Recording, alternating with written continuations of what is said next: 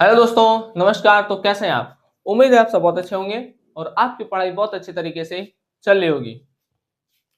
हमारा जो हिस्ट्री का क्लास 12th का चैप्टर चल रहा था ईंट, मनके तथा अस्थियां, उसमें हम लोगों ने पिछले लेक्चर में इसको समझा था कि भाई जो इतिहासकार हैं उन्होंने सिंधु घाटी सभ्यता में जो सामाजिक विभिन्नताएं थी, जो समाज में मतलब सिंधु घाटी सभ्यता के समाज में जो विभिन्नताएं थी उसको कैसे देखा था। ठीक, तो उसको देखने के लिए दो चीजों का सहारा लिया गया। एक देखा था समाधान की प्रक्रिया और एक देखे थे विलासिता की वस्तु। ठीक, जिसको हम लोगों ने पिछले लेक्चर में समझा था, आज उसको हम लिखे हैं। ठीक है, तो आपको भी बोर्ड के एग्जाम में अगर आपका सामाजिक विभिन्नता से अवलोकन या समाधान की प्रक्रिया ये टॉपिक्स आते हैं तो आपको इसी तरीके से लिखना है। ठीक, इसमें आपका देखिए टॉपिक आता है कि भाई सिंधु घाटी सभ्यता में जो समाधान की प्रक्रिया थी वो कैसी थी, या आपका आएगा विलासिता की वस्तुएं क्या थी। ठीक है, तो अलग अलग करके भी पूछ सकता है, या तो बोल देगा सामाजिक विभिन्नता का अवलोकन। ठीक है, सिंधु घाटी सभ्यता में किस प्रकार से हुआ। तो इस तरीके से क्वेश्चन आपके पूछे जा सकते हैं। ठीक, चलिए स्टार्ट करते हैं समाधान की प्रक्रिया। देखिए, सिंधु घाटी सभ्यता में जो शव था, शव मतलब जो लाशें थी, जब लोगों का डेथ हो जाता था तो उनको दफना दिया जाता था। कई शव, जैसे कई सारे शव थे, ठीक है, उनको जब दफनाया जाता था, ठीक है, तो उनके चारों तरफ ईट मतलब ईट का वैसे बाउंड्री टाइप का कर दिया जाता था। ठीक है, तो कई शव हमको ऐसे मिले हैं, ठीक है, जिसके आसपास ईंटें घिरे हुए थे। ठीक, और किसी किसी शव में हमको स्त्री और पुरुष दोनों के आभूषण मिले हैं। ठीक है, उस समय दोनों लोग पहनते थे। ठीक है, तो देखिए शव को दफनाया जाता था तथा किसी किसी के कब्र के चारों ओर ईंटों के साक्ष्य प्राप्त हुए हैं। वह बहुत से कब्र में स्त्री व पुरुष दोनों के आभूषण प्राप्त हुए हैं। ठीक, बहुत सारे शव ऐसे थे जहां पर स्त्री और पुरुष के आभूषण प्राप्त हुए हैं, और कोई कोई शव ऐसा था जिसके कब्र के चारों ओर हमको क्या मिला है, ईंट मिला है। ठीक, अब सिंधु घाटी सभ्यता में जो समाधान था, ठीक है, मृत्यु के बाद जो लोगों का अंतिम संस्कार किया जाता था वो किस प्रकार से किया जाता था उसके बारे में यहाँ पर चर्चा है। ठीक, तो सिंधु घाटी सभ्यता में तीन प्रकार का समाधान हमको देखने को मिलता है। कितने प्रकार का? तीन प्रकार का। देखिए समाधान में हम पहले क्या जाने, भाई जो समाधान है उसमें क्या हो रहा है कि भाई जब लोगों का देहांत हो रहा है, ठीक है, तो उसमें लोग क्या कर रहे हैं, जो लोगों को दफन कर रहे हैं, तो किसी किसी कब्र के चारों ओर हमको ईंट मिल रहा है, और बहुत सारे शव ऐसे मिले हैं जहां पर हमको स्त्री और पुरुष दोनों के आभूषण प्राप्त हुए। ठीक, अब समाधान देखते हैं कि भाई यहाँ पर तीन प्रकार का हमको समाधान देखने को मिलता है। पहला है पूर्ण समाधान, दूसरा है आंशिक समाधान, और तीसरा है पूर्ण शवदहन। ठीक, पूर्ण समाधान, आंशिक समाधान और पूर्ण शवदहन। पहला देखते हैं कि भाई पूर्ण समाधान क्या था। इसमें लाशों को दफन कर दिया जाता था। देखिए इस प्रकार के समाधान में शव को पूरी तरह से दफन कर दिया जाता था। ठीक है, किसी का देहांत हो गया, ठीक है, उनको कब्र में दफन कर दिया जाता था डायरेक्ट। ठीक है, तो ये था पूर्ण समाधान। आंशिक समाधान क्या था? इस प्रकार के समाधान में शव को बाहर छोड़ दिया जाता था तथा फिर उसके बाद उसकी अस्थियों को दफन किया जाता था। ठीक है, मतलब अब देखिए बाहर छोड़ दिया जाता था, या कोई जानवर उनको मार के आधा खा पी के छोड़ दिया, ठीक है, या युद्ध हो गया, ठीक है, हालांकि उसमें युद्ध होता नहीं था, ठीक है, लेकिन मान लीजिए किसी कारणवश उनका कोई अंग विच्छिन्न हो गया, ठीक है, तो उस स्थिति में क्या किया जाता था, तो वह उसके लिए लिखा है कि भाई इस प्रकार के समाधान में, ठीक है, शव को बाहर छोड़ दिया जाता था, फिर उसके बाद उनकी अस्थियों को दफन कर दिया जाता था। ठीक है, मतलब जितना भी उनका बॉडी का पार्ट बचा है उनको ले जाकर के दफन कर देते थे। ठीक, इसको कहते थे आंशिक समाधान।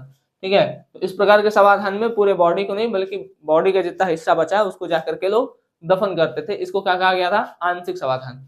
ठीक, पूर्ण समाधान, पूर्ण समाधान क्या था? इस प्रकार के समाधान में शव को जलाया जाता था। ठीक है, शव को क्या कर दिए? जला दिए, और फिर उसकी राख को मिट्टी के बर्तन में भर करके हम दफन कर देते थे। ठीक है, तो इस तरीके की चीजें देखने को हमको वहां पर मिली है। ठीक, तो पूर्ण समाधान में दफन कर दे रहे हैं, आंशिक समाधान में जितना कुछ बॉडी का, पूरे बॉडी का पार्ट नहीं दफन करते थे। ठीक है, बॉडी का कुछ पार्ट क्या था, अलग था शरीर से। ठीक है, तो जितना बॉडी का पार्ट बचा था उतने को दफन कर दिया जाता था, यह था आंशिक समाधान। और तीसरा हमको देखता है पूर्ण समाधान। पूर्ण समाधान में बॉडी क्या कर दिया जाता था? जला दिया जाता था, उसकी राख को फिर दफन किया जाता था। ठीक है, तो ये तीन तरीके के समाधान हमको कहां पर देखने को मिल रहे हैं? सिंधु घाटी सभ्यता में देखने को मिल रहे हैं। ठीक, अच्छा, अब जो हमारा नेक्स्ट टॉपिक है, नेक्स्ट टॉपिक कौन सा है? नेक्स्ट टॉपिक है विलासिता की वस्तु। देखिए, पुरातत्वविद, पुरातत्वविद कौन? जो पुरातत्व मतलब जमीन से मिले हुए वस्तु, ठीक है, जमीन खोदेंगे कुछ वस्तु मिलेगा, उसके बारे में जो पढ़ते हैं, ठीक है, बात समझ में आया? जमीन से मिले वस्तुओं के बारे में जो अध्ययन करते हैं उसको हम कहते हैं पुरातत्वविद, आर्कियोलॉजिस्ट। ठीक, आर्कियोलॉजिस्ट सामाजिक विभिन्नता को पहचानने के लिए पूरा वस्तु को दो भाग में बांटते हैं। ठीक है, जो वस्तु इसको दो भाग में बांटते हैं, पहला कौन सा है? तो पहला बांटते हैं उपयोगी वस्तु और दूसरा है आपका विलासता की वस्तु। अब उपयोगी वस्तु और विलासता की वस्तु बताया गया था। उपयोगी वस्तु वो है जिसका काम जो रोजमर्रा के काम में आने वाली वस्तु है, जैसे सुई धागा, ठीक है, तो रोजमर्रा के काम में जो आने वाली चीजें हैं वो क्या हो गया आपका उपयोगी वस्तु। और विलासता की वस्तु क्या है? जो चीजें महंगी थी, जिसका यूज बड़े शहर करते थे, छोटे शहर नहीं कर पाते थे, और अगर महंगा है तो ये हर जगह तो उपलब्ध होगा नहीं, तो स्थानीय जगह ये उपलब्ध नहीं था। अगर मान लीजिए कोई चीज बहुत महंगा है तो गली गली में थोड़ी मिल जाएगा, ठीक है, उसके लिए थोड़ा बाहर जाना पड़ेगा। तो ये जो विलासता की वस्तु थी ये हर जगह उपलब्ध नहीं थी। ठीक है बात? चलिए, तो इन दोनों को भी हम जो लिखे हैं उसको देख लेते हैं। ठीक है,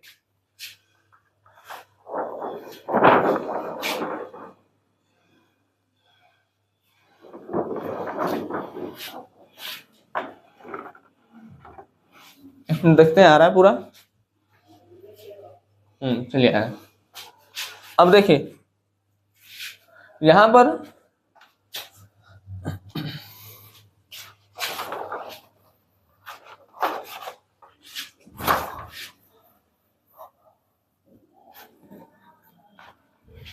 देखिए विलासता की वस्तु के सॉरी, यहाँ पर ये हेडिंग डाल देते हैं।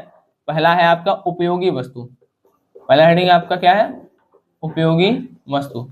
ठीक, जो रोज काम में आने वाली वस्तु है उसे उपयोगी वस्तु कहते हैं। ये मिट्टी अथवा पत्थर की बनाई जाती थी, जैसे चक्की हो गया, मृदभांड हो गया, मिट्टी के बर्तन हो गए, सुइया हो गया, ये सब क्या था? ये सब डेली यूज में आने वाली चीजें थी। ठीक है, तो इसी को हम उपयोगी वस्तु कहते हैं। तो उपयोगी वस्तु वो वस्तुएं हैं जो हम डेली यूज कर रहे हैं। ठीक, दूसरा दूसरा हमारा है विलासिता की वस्तु। ठीक, विलासिता की वस्तु क्या है? देखिए, ये दुर्लभ अथवा महंगी होती थी। ठीक है, दुर्लभ मतलब आसानी से मिलती नहीं थी, दुर्लभ उस के लिए यूज करते हैं जो आसानी से न मिले। ठीक है, और महंगी भी होती थी, भाई आसानी से नहीं मिल रहा है तो जाहिर सी बात है बहुत महंगा होगा। ये स्थानीय स्तर पर अनुपलब्ध होती थी। अनुपलब्ध मतलब होता है कि उपलब्ध नहीं है। ठीक है, तो ये स्थानीय मतलब गली गली में नहीं मिल जाता था। ठीक है, विलासिता की वस्तु। अब विलासिता की वस्तु में एक एग्जाम्पल दिया है फायांस। विलासिता की वस्तु पहला बात क्या है कि भाई महंगा है, दुर्लभ है मतलब जल्दी मिलता नहीं है।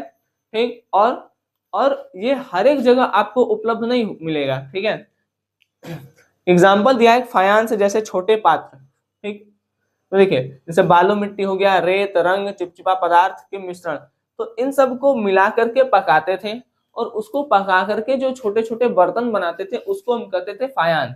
ठीक है, रेत हो गया, मिट्टी हो गया, रंग हो गया, कुछ चिपचिपा पदार्थ हो गया, तो इन सबको मिला करके पकाना, और पकाने के बाद उससे जो बर्तन तैयार करते थे छोटे छोटे, उसको हम कहते थे फायांस। ठीक, अब देखिए फायांस का जो उपयोग है वो बड़े शहर करते थे, जैसे हड़प्पा और मोहनजोदड़ो, कालीबंगा, है ना, ये जो छोटे शहर थे ये सब उसका यूज नहीं कर पा रहे थे। ठीक, तो ये यहाँ पर आपका टॉपिक होता है समाप्त।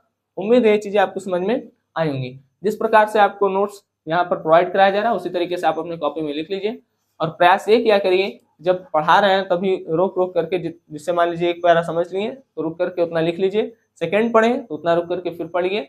तो इस तरीके से आप अगर करेंगे, ठीक है, तो आपका एक नोट्स कंप्लीट होता जाएगा। लेकिन अगर आप स्क्रीनशॉट लेकर के छोड़ देते हैं तो बहुत सारे स्टूडेंट ऐसे होते हैं जो स्क्रीनशॉट उनका मोबाइल में ही रह जाता है। ठीक है, वो आता नहीं है, मतलब कॉपी पे उतरता नहीं है। ठीक, चलिए तो मिलेंगे आपसे अगले लेक्चर में। ठीक है, जिस पर हम हिस्ट्री के बारे में बात कर रहे होंगे इसके अगले टॉपिक पर। चलिए तब तक के लिए धन्यवाद। जय हिंद। आप लोग अच्छे से पढ़ाई करते रहें।